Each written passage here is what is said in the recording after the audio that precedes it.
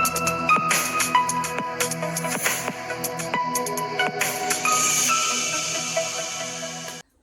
Friends, എല്ലാവർക്കും മറ്റൊരു പുതിയ വീഡിയോയിലേക്ക് സ്വാഗതം. It's me Akhil Satheesh and welcome to Akhil Satheesh world. നമ്മളെ കുറച്ച് ദിവസങ്ങൾ കൂടി മാത്രമേ ഉള്ളൂ. പ്രധാനപ്പെട്ട മറ്റൊരു ദിവസമാണ് ഇന്ന്, ഏപ്രിൽ 8.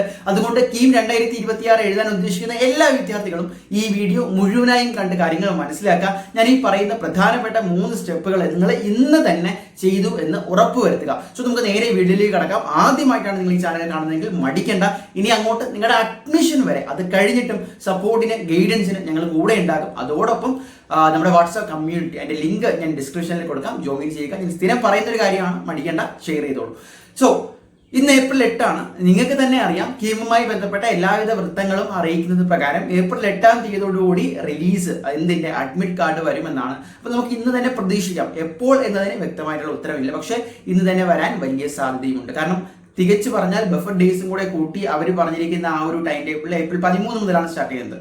ബഫർ ഡേയ്സ് ഒഴിച്ചു നിർത്തിയാൽ ഏപ്രിൽ 17 നിങ്ങളുടെ എക്സാംസ് സ്റ്റാർട്ട് ചെയ്യുന്നത്. അപ്പോൾ അങ്ങനെ നോക്കുമ്പോൾ ഇന്ന് മീൻസ് ഒരു 4-5 ദിവസം മുമ്പെങ്കിലും സാധാരണ അതിന് മുമ്പേ അഡ്മിറ്റ് കാർഡ് വരേണ്ടതാണ്. കഴിഞ്ഞ വർഷത്തെ വെച്ച് നോക്കുമ്പോൾ ഏപ്രിൽ 1 എന്ന് ആദ്യം പറഞ്ഞിരുന്നു, ഇപ്പോൾ ഏപ്രിൽ 8 അതായത് ഇന്ന് വരുമെന്ന് തന്നെ പ്രതീക്ഷിക്കാം. അപ്പോൾ നിങ്ങൾ എല്ലാവരും കീം കാൻഡിഡേറ്റ് ലോഗിൻ ചെയ്തുകൊണ്ട് എന്താണ് ആ ഒരു കീം അഡ്മിറ്റ് കാർഡ് വന്ന ഉടൻ തന്നെ അത് ഡൗൺലോഡ് ചെയ്യുക. വന്ന സമയത്ത് പറ്റുമെങ്കിൽ ലൈവായിട്ട് തന്നെ നിങ്ങളുടെ മുന്നിലേക്ക് എത്താൻ ശ്രമിക്കാം. അതെങ്ങനെ ഡൗൺലോഡ് ചെയ്യണമെന്ന് ഉൾപ്പെടെ. പക്ഷേ അങ്ങനെ സിമ്പിളാണ്. കാൻഡിഡേറ്റ് ലോഗിനിൽ നിങ്ങൾ ക്രെഡൻഷ്യൽസ് കൊടുക്കുന്നു, പാസ്വേഡും യൂസർ ID ഒക്കെ കൊടുത്തിട്ട് നിങ്ങൾ അതിലേക്ക് ചെയ്യുമ്പോൾ തന്നെ KEAM 2026 admit card download option ഉണ്ടാകും. അതുവഴി നിങ്ങൾക്ക് ഡൗൺലോഡ് ചെയ്യാം. പക്ഷേ അതിനു മുമ്പ് ഇന്ന് നിങ്ങൾ ഇപ്പോൾ തന്നെ ചെയ്യേണ്ട മറ്റ് 2 പ്രധാനപ്പെട്ട കാര്യം, ഒരുപാട് പേഴ്സണൽ മെസ്സേജുകൾ വരുന്നതുകൊണ്ടാണ് എടുത്തു പറയുന്നത്. നിങ്ങൾ ഇവിടെ ഈ ഒരു സ്ക്രീൻഷോട്ട് കാണുന്നുണ്ടാകും. എല്ലാവരും നിങ്ങളുടെ കീം കാൻഡിഡേറ്റ് ലോഗിൻ ചെയ്തതിന് ശേഷം ഇങ്ങനെയാണോ കാണുന്നത് എങ്കിൽ സേഫ് ആണ് എന്നിരിക്കുക. മീൻസ് SSLC സർട്ടിഫിക്കറ്റ് വെരിഫൈഡ് ആണ്, ഫോട്ടോയും സിഗ്നേച്ചറിനും ഒരു പ്രശ്നവുമില്ല.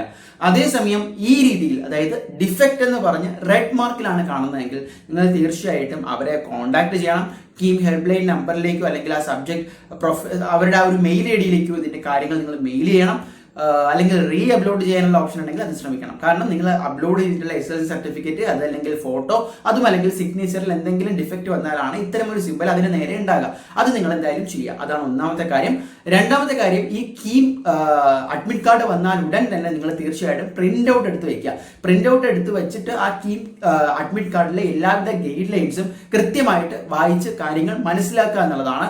എന്തൊക്കെ, എത്ര മണിക്ക് മുമ്പ് എത്തണം, എന്തൊക്കെയാണ് നിങ്ങളുടെ എക്സാം സെന്റർ എവിടെയാണ്, ഏതൊക്കെ ദിവസങ്ങളിലാണ് നിങ്ങൾക്ക് എക്സാം, അത് മാറിപ്പോകരുത്.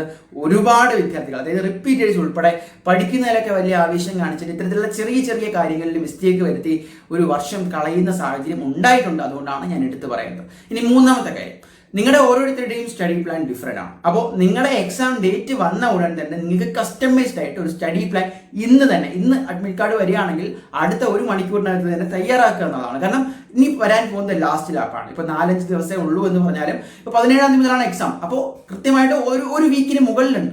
അപ്പോൾ ഈ ഒരു വീക്കിന് നിങ്ങളുടെ എക്സാം ഡേറ്റ് കൂടി കൺസിഡർ ചെയ്തുകൊണ്ട് ഒരു സ്റ്റഡി പ്ലാൻ കൃത്യമായിട്ട് തയ്യാറാക്കി അവസാനവട്ട റിവിഷനും അതുപോലെ തന്നെ PVQസും എന്തെങ്കിലും പെൻഡിങ് ആയിട്ടുണ്ടെങ്കിൽ അതിൻ്റെയൊക്കെ വീക്ക് സെഷനൊക്കെ ഒന്നുകൂടി ഒന്ന് പഠിക്കുന്ന രീതിയിൽ തയ്യാറാക്കുക എന്നുള്ളതാണ്. മോക്ക് ടെസ്റ്റുകൾ എടുക്കുക എന്നുള്ളതാണ്.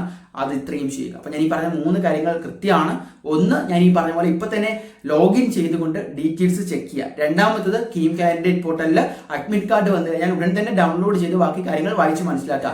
മൂന്നാമത്തത്, കസ്റ്റമൈസ്ഡ് ആയിട്ടുള്ള സ്റ്റഡി പ്ലാൻ ആണ്. അപ്പോൾ ഇത്രയും കാര്യങ്ങൾ ചെയ്തു എന്ന് ഉറപ്പുവരുത്തുക. ചെയ്തിട്ടുണ്ടെങ്കിൽ ഒരു തംസപ്പ് ഇടുക. അതുപോലെ അഡ്മിറ്റ് കാർഡുമായി ബന്ധപ്പെട്ട ഇന്ന് തന്നെ വരുമെന്ന് നമ്മൾ പ്രതീക്ഷിക്കുകയാണ്. ഏറ്റവും പുതിയ അപ്ഡേറ്റുകൾ നിങ്ങളുടെ മുന്നിലേക്ക് എത്തും. തൽക്കാലം നിർത്തുന്നു. വാട്സ്ആപ്പ് ചാനലിൽ ജോയിൻ ചെയ്യാൻ മറക്കണ്ട. ബൈ.